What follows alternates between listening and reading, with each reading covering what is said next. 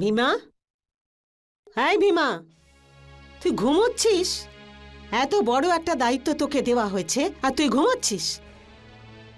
কাকি ওই একটু চোখ বুজে এসেছিল আমার। ভীমা, আজকাল একটু সজাগ থাকতে হয়।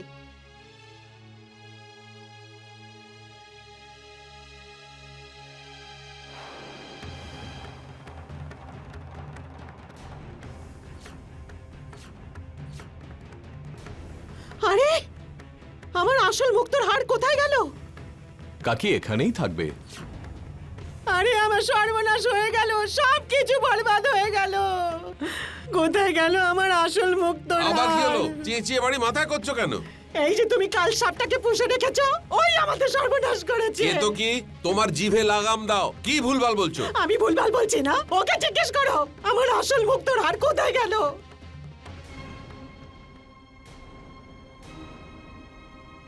ভীমা, হরি কাকা এখানেই কোথাও থাকবে। এখানে তো সারা রাত কেউ আসেও নি। আরে, আমি তো প্রথম থেকেই বলতাম ও একটা ঠক, ও একটা ঠক, কিন্তু আমার কথা কে শোনে?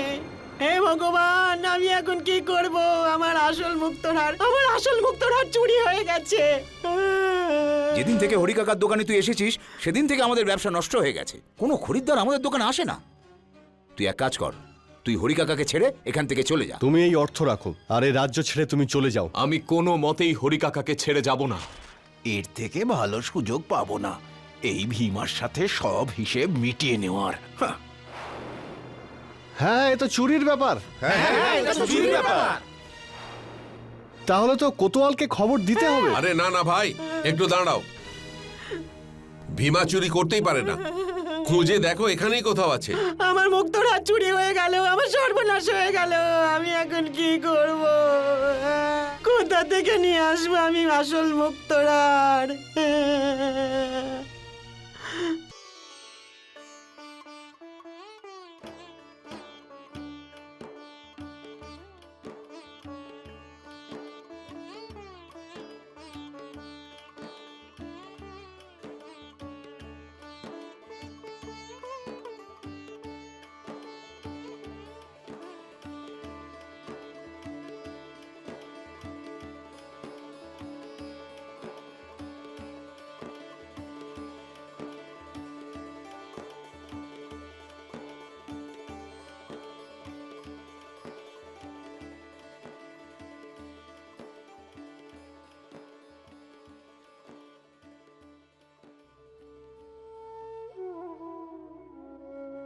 মঞ্জুলি, এভাবে কাঁদে না মা।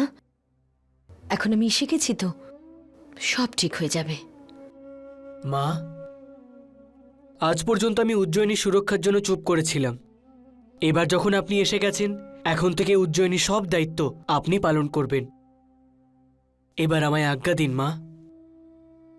আর বাবা যেখানে থাকুক ওনাকে ঠিক খুঁজে আনবো, যেখানেই থাকুক না কেন।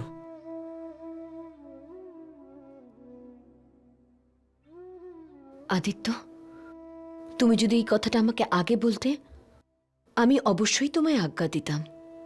কিন্তু এখন তুমি যুবরাজ, আমি তোমায় কোথাও যেতে দিতে পারি না। তুমি চিন্তা করো না। আমি শনিদেবের এমন মহিমা দেখেছি যে আমার বিশ্বাস ওনার প্রতি আরো বেড়ে গেছে। উনি আমার প্রাণ বাঁচিয়েছেন আর আমাকে দেখাও দিয়েছেন। ওনার কোনো কিছুই অজানা নেই। আমার পূর্ণ বিশ্বাস যে তোমার পিতাকে উজ্জয়িনীর বাইরে নিয়ে যাওয়ার পেছনে ওনারই কোনো মায়া, আর উনি তোমার পিতাকে সুরক্ষিতভাবে উজ্জয়িনীতে আবার ফিরিয়ে আনবেন। এখন তুমি যুবরাজ বাবা, এই উজ্জয়িনীর সিংহাসনের মর্যাদা রক্ষা করাই তোমার ধর্ম।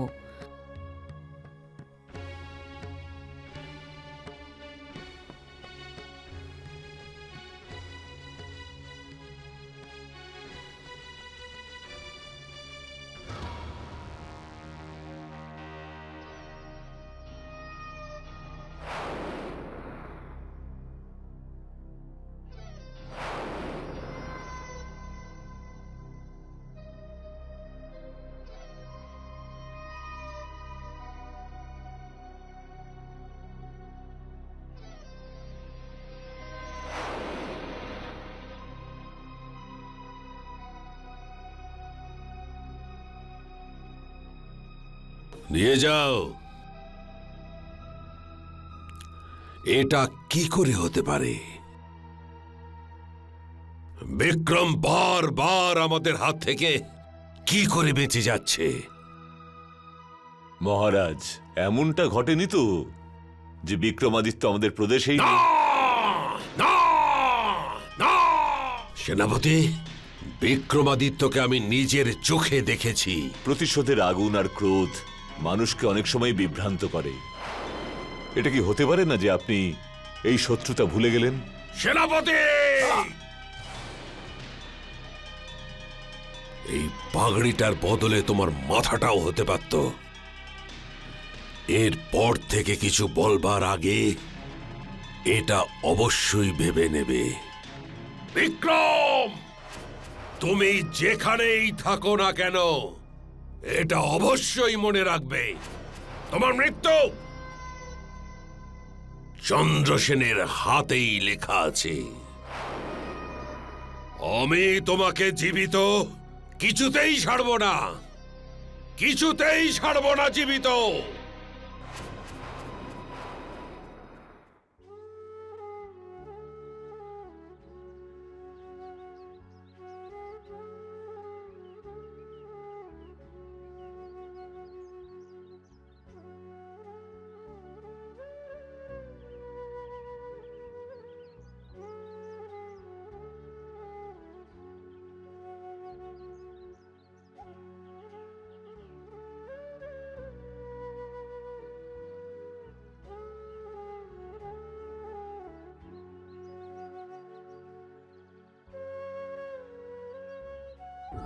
ভীমা,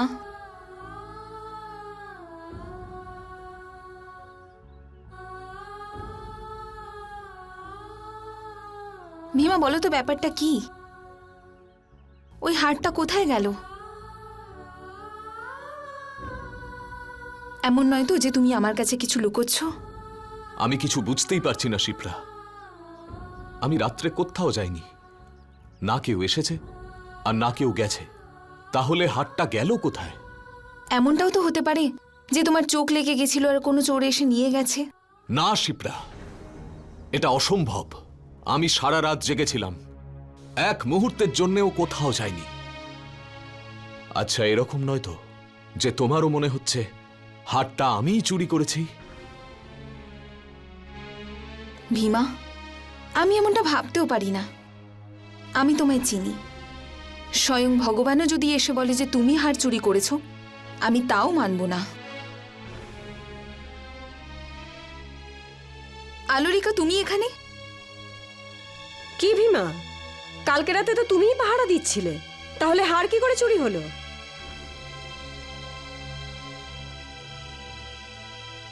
ভীমা হারটা চুরি করেনি। আমি জানি ও নিজের ধর্মকে খুবই মানে, ও কোনো চুরি করেনি। কিন্তু হ্যাঁ, হার খুঁজে পাওয়া যাচ্ছে না। চুরি যেই করে থাকুক, শুলে কিন্তু তুমিই চড়বে, আর এটা আমি তোমায় কথা দিলাম।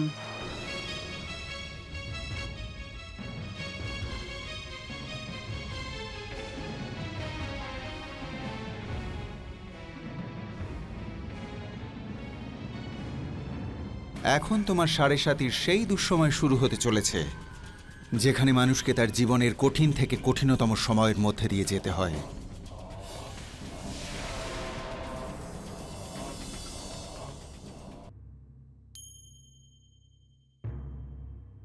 কোতোয়াল বাবু, চুরির খবর তুমিই দিয়েছিলে। কি চুরি হয়েছে? কোথায় সেই চোর? কোতোয়াল বাবু, আগে তো একটু বসুন। আমি এখানে বসতে নয়, চোরকে ধরে নিয়ে যেতে এসেছি। মনে হয় সেই চোর আমাদের রাজ্যে চুরি করার শাস্তি এখনো জানে না। আরে না না, এখানে কোনো চোর নেই। আসলে আমার বাড়িতে একটু ভুল বোঝাবুঝির জন্য। পারিবারিক ভুল বোঝাবুঝি? তাহলে আমাদেরকে ডেকেছো কেন? আমাদেরকে অকারণে ডাকার শাস্তি জানো তো? আরে আরে কোতোয়াল বাবু, কোতোয়াল বাবু, আমার সর্বনাশ হয়ে গেছে, আমার সব শেষ হয়ে গেছে। আমার 7 পুরুষের আসল মুক্তোর চুরি হয়ে গেছে। কিন্তু উনি তো এখনই বললেন এখানে কোনো চুরিই হয়নি। জানি না ওই চোরটা একে কি জাদু করে রেখেছে। ওকে তো সাধু পুরুষ মনে করে কোতোয়াল বাবু। কোথায় সেই চোর? কোথায়? আরে কোতোয়াল বাবু, ওকে তো দেখতে পাচ্ছি না। আপনারা তাড়াতাড়ি যান, ওকে ধরে নিয়ে আসুন কোতোয়াল বাবু।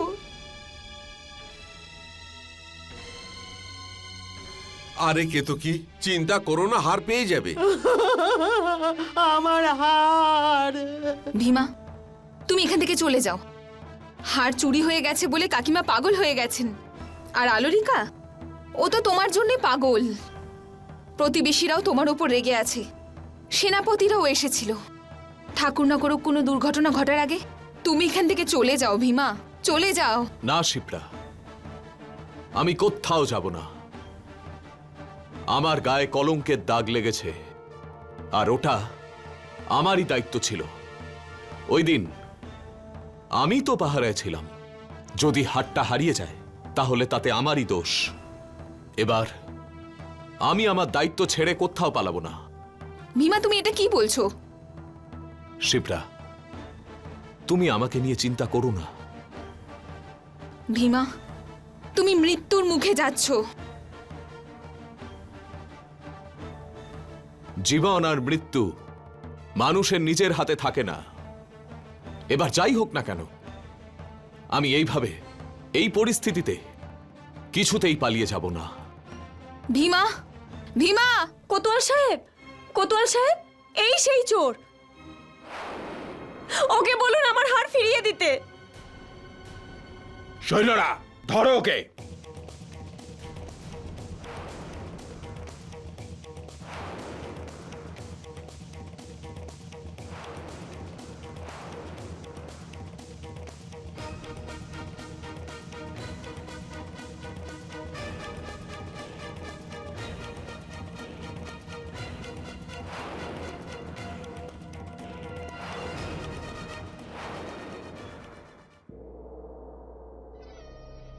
কে এই ব্যক্তি? মহারাজ, ও নিজের ভাইকে হত্যা করেছে। না মহারাজ, এসব মিথ্যে। আমি আমার ভাইকে খুন করিনি, ওটা একটা দুর্ঘটনা ছিল। এটা হত্যা ছিল না দুর্ঘটনা, তার বিচার আমি করব। তুমি পুরো ঘটনা বলো। আমাদের বাবা মারা যাওয়ার পরে ভাইদের মধ্যে ভাগ বাটোরা হয়। আমার ভাগের জমিতে একটা পুকুর পড়ে। আমি ওই পুকুরের মাছ বিক্রি করে নিজের সংসার চালাই। আমার ভাইও লুকিয়ে চুরিয়ে ওই পুকুরের মাছ চুরি করত। আমি ওকে অনেকবার বারণ করেছিলাম, কিন্তু ও আমার কথা শোনেনি। আর এই ব্যাপার নিয়ে আমাদের দুই ভাইয়ের ঝগড়া হয়, আর আমি পুকুরের পাড়ে ওকে ছেড়ে চলে আসি। তারপর ভাইয়ের পা পিছলে পুকুরের মধ্যে পড়ে গিয়ে ও মারা যায়। ওই পুকুরটা তোমারই ছিল, তাই না? তাহলে বিষয়টা একদম পরিষ্কার। এই ব্যক্তিকে এই মুহূর্তে ওই পুকুরে ফেলে দাও, আর ততক্ষণ ডুবিয়ে রাখো যতক্ষণে মৃত্যুর কাছে না পৌঁছায়। ঠিক আছে মহারাজ। না মহারাজ, এরকম করবেন না। নিয়ে যাও। মহারাজ আমার কথা শুনুন। মহারাজ, মহারাজ আমি ওকে মানিনি। মহারাজ, মহারাজ। আর কোন মামলা? হ্যাঁ মহারাজ, এক ব্যক্তির ওপর চুরির অভিযোগ রয়েছে। হাজির করো। যথাজ্ঞা।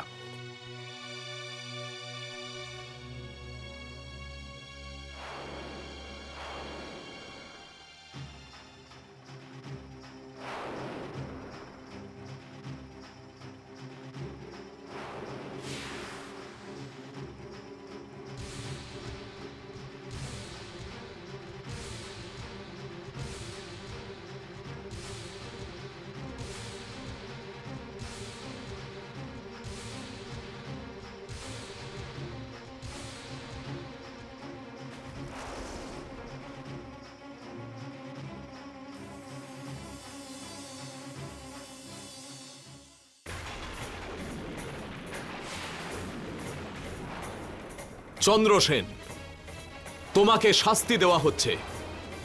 তোমাকে তোমার রাজ্যে সুরক্ষিত পৌঁছে দেওয়া হবে। না না না! বিক্রমাদিত্য, আমার সঙ্গে এরকম দুর্ব্যবহার করো না। তুমি যদি চাও আমাকে শুলে চড়িয়ে দাও, যদি চাও তো আমাকে কারাগারে বন্দী করে রাখো, কিন্তু আমাকে আমার প্রজাদের সামনে আমার রাজ্যে ফিরিয়ে দিও না।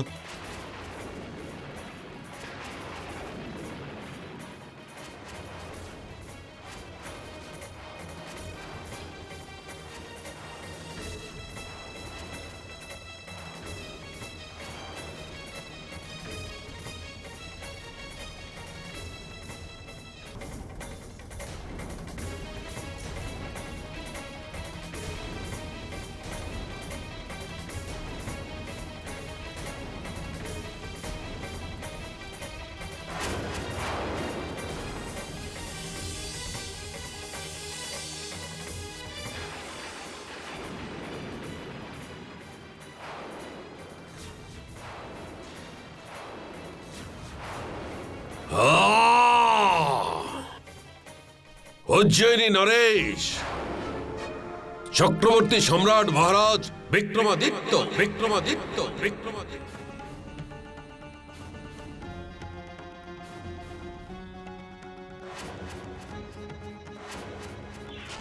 জীবন আর মৃত্যু মানুষের নিজের হাতে থাকে না। এবার যাই হোক না কেন, আমি এইভাবে এই পরিস্থিতিতে কিছুতেই পালিয়ে যেতে পারবো না। আমি জানি ও নিজের ধর্ম খুব মেনে চলে। ও কোনো চুরি করেনি। চুরি যেই করে থাকুক, শুলে তোমাকেই চড়ানো হবে। এই যে তুমি কাল সাপটাকে পুষে রেখেছো, ওই সর্বনাশ করেছে। এই মুদ্রাগুলি দয়ারাম তোমাকে আলুলিকার কন্যাদানের জন্য দিয়েছে। এর ওপর আমার কোনো অধিকার নেই। এই সময় তোমাকে সাহায্য করার মতো কেউ নেই। আপনি এই দায়িত্ব আমাকে দিয়েছিলেন, আর আমি কোনো কাজ অসম্পূর্ণ রাখি না।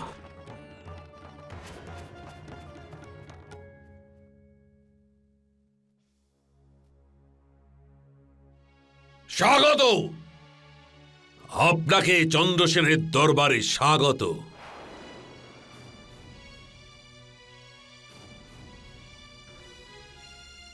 আমি তোমার জন্য অধীর আগ্রহে অপেক্ষা করছিলাম।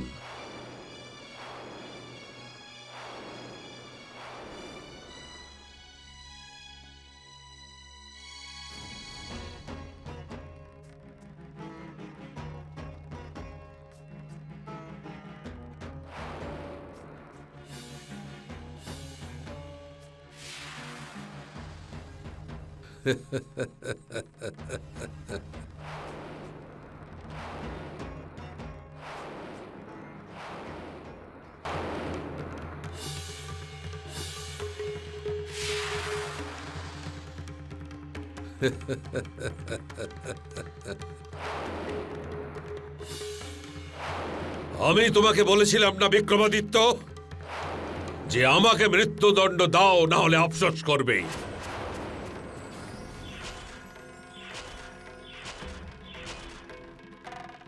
কিন্তু ওই সময় তুমি নিজের শক্তি আর নিজের বাহুবলের নেশায় চুর ছিলে। এখন বলো, আজ চক্রবর্তী সম্রাট মহারাজ বিক্রমাদিত্য শৃঙ্খলিত হয়ে চন্দ্রসেনের সামনে অপরাধী হয়ে দাঁড়িয়ে আছে।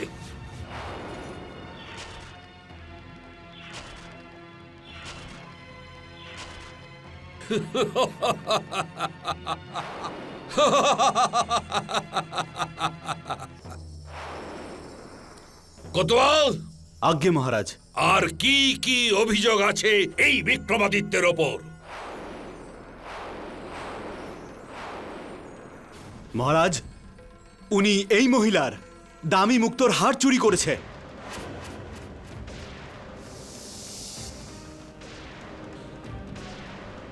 আসল মুক্তোর হার? আর তাও বিক্রমাদিত্য?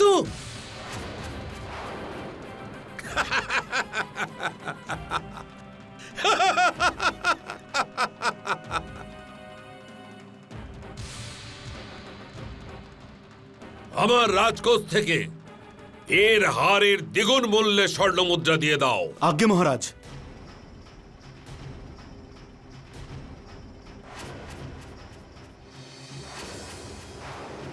আর এখন এই বিক্রমাদিত্য চন্দ্রসেনের অপরাধী, চন্দ্রসেনের অপরাধী।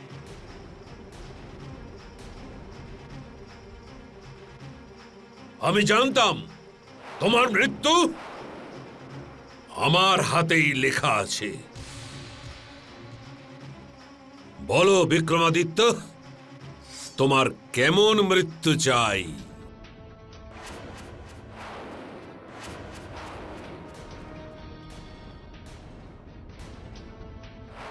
চন্দ্রসেন, শুধু একবার আমার হাত দুটো খুলে দাও, তারপর তুমি নিজেই বুঝে যাবে।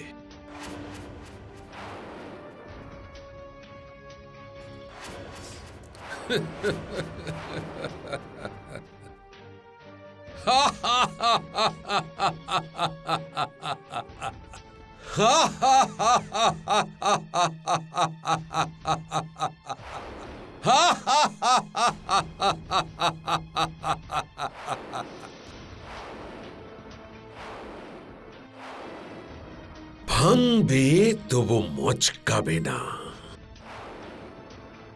অবশ্যই বিক্রমাদিত্য, যদি তোমার এটাই অন্তিম ইচ্ছা হয়ে থাকে, আমি অবশ্যই পূর্ণ করব।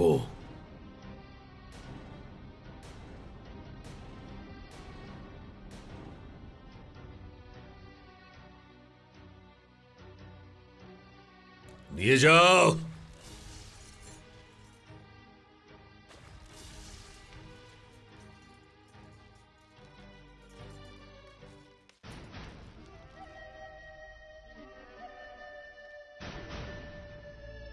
এখন আর এসব ভেবে কি লাভ হবে? আমার তো প্রথম থেকেই মনে হতো যে ভীমা কোনো সাধারণ ব্যক্তি নয়। তোমাকে কত বুঝিয়েছি, তুমি বুঝতেই চাইতে না। কানে তো তালা লাগিয়ে রেখেছিলে। হে ভগবান, এ আমি কি পাপ করে ফেললাম? মহারাজ বিক্রমাদিত্য, আর আমি তাকে চাকরের মতো খাটালাম।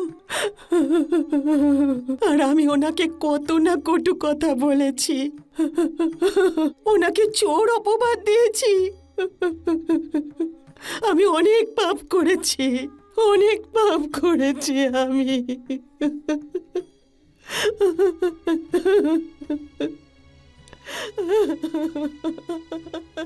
কাকিমা এবার থামো, তোমার কিচ্ছু হবে না। সম্রাট বিক্রমাদিত্য তো ভীষণই দয়ালু, এতক্ষণে হয়তো তোমায় ক্ষমাও করে দিয়েছেন। হয়তো আমাদেরই কপালটা খারাপ ছিল যে এতদিন ধরে বিক্রমাদিত্য আমাদের সঙ্গে ছিলেন, আর আমরা ওনার সেবাও করতে পারলাম না। তোমরা যা যা ব্যবহার করেছো সেগুলো হয়তো ক্ষমার যোগ্য, কিন্তু আমি জেনে শুনে ওনার চরিত্রকে যে কলঙ্কিত করেছি তার কোনো ক্ষমা হয় না, কোনোভাবেই না।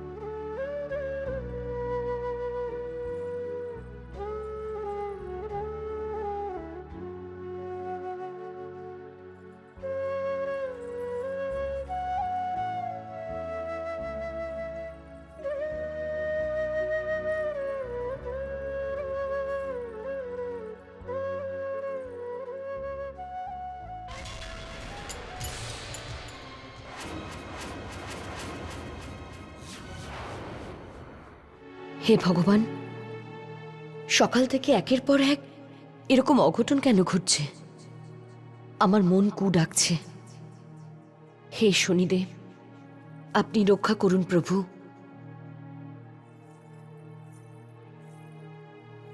আচার্য,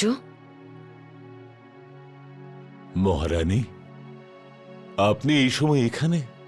কি হয়েছে? সকাল থেকে আমার শরীরটা ঠিক ভালো নেই, আর আমার মন চঞ্চল হয়ে উঠেছে। আমি বুঝতে পারছি মহারানী। মহারাজ যবে থেকে নেই, আমরা সকলেই এই বিষয় নিয়ে খুবই চিন্তিত। আসলে সকাল থেকে কিছু না কিছু অঘটন ঘটছে।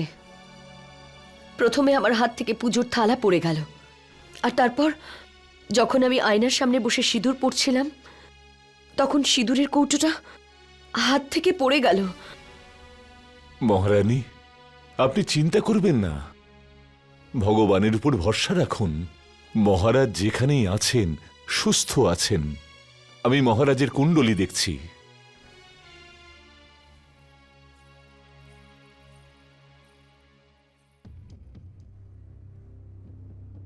কি হয়েছে আচার্য? আপনি কিছু বলছেন না কেন? আমার মন অস্থির হয়ে উঠেছে। মহারানী, যখন লগ্নে রয়েছেন শনি এবং মঙ্গলের দৃষ্টি সপ্তমে, তখন জাতকের মৃত্যুও ঘটতে পারে।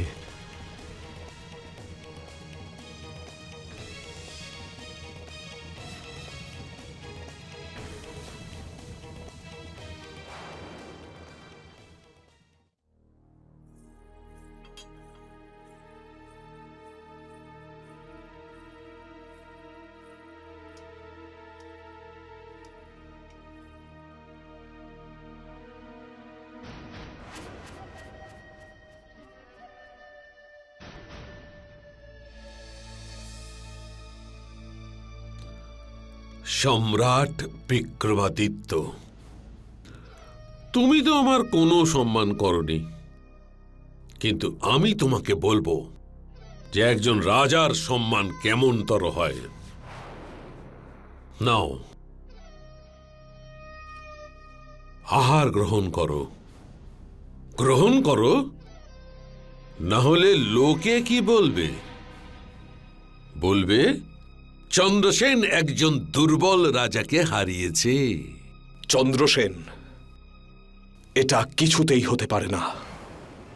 তুমি আমাকে হারাতে পারবে না। সম্রাট বিক্রমাদিত্য, আমার জীবনের শুধুমাত্র একটাই লক্ষ্য, তোমাকে হারিয়ে মৃত্যুর মুখে পৌঁছে দেওয়া। কাল সূর্যোদয়ের সঙ্গে সঙ্গে আমি তোমাকে আমার প্রজাদের সামনে হাজির করব।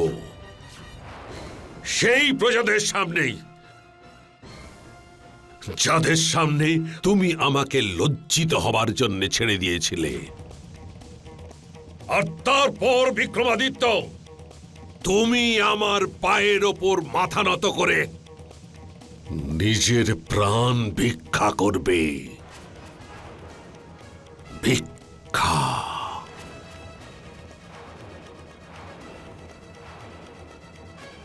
স্বপ্ন দেখা বন্ধ করো চন্দ্রসেন। স্বপ্ন?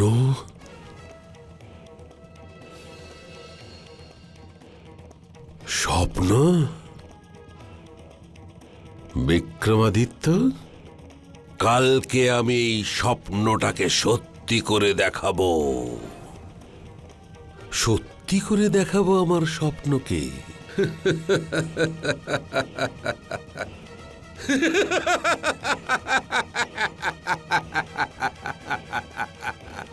সত্যি করে দেখাবো আমি।